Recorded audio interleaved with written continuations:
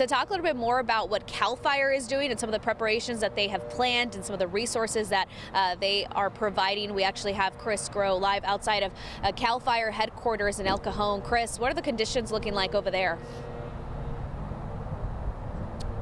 Yeah, I mean, things are relatively calm right now, especially out here in Rancho San Diego. We're not seeing a ton of wind. In fact, the flags that are just behind our camera right now are pretty much standing still, but you can tell it's dry. And that is something that CAL FIRE takes into account in their preparations. In fact, not just what the conditions are right now, but keeping track of what the conditions have been for past several months. This is one of the driest years that we've had in history. The water year starts on October 1st, and we haven't had any measurable rain to get us out of that critical fire danger up into January. So checking the forecast for the future, but then also looking at what happened there in the past to get an idea of just how dry we really are. But CAL FIRE goes beyond that. They've also brought down 45 fire engines from Northern California. They're positioned throughout our region.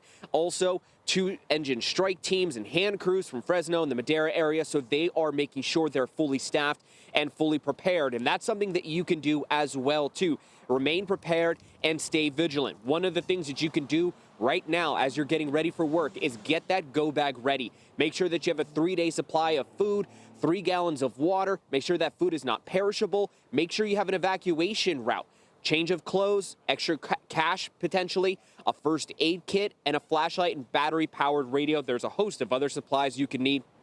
And if you have time, especially with no events happening right now in our county that are forcing any evacuation warnings or orders, get those valuables together. Family photos, other irreplaceable items, family heirlooms, and so forth. Now, the other thing that we want to make sure we get the message out about is that you should not be creating defensible space under these conditions right now. CAL FIRE says that that's work that is meant to be done before we get to these elevated fire risk type situations. Of course, you can use those hand tools, but a lot of times people will use power tools. And when those power tools are used in the areas, and again, that are a little bit more rural, where you have that dry brush, those rocks, sparks can happen. And that's actually how you can actually cause a wildfire instead of trying to prevent one.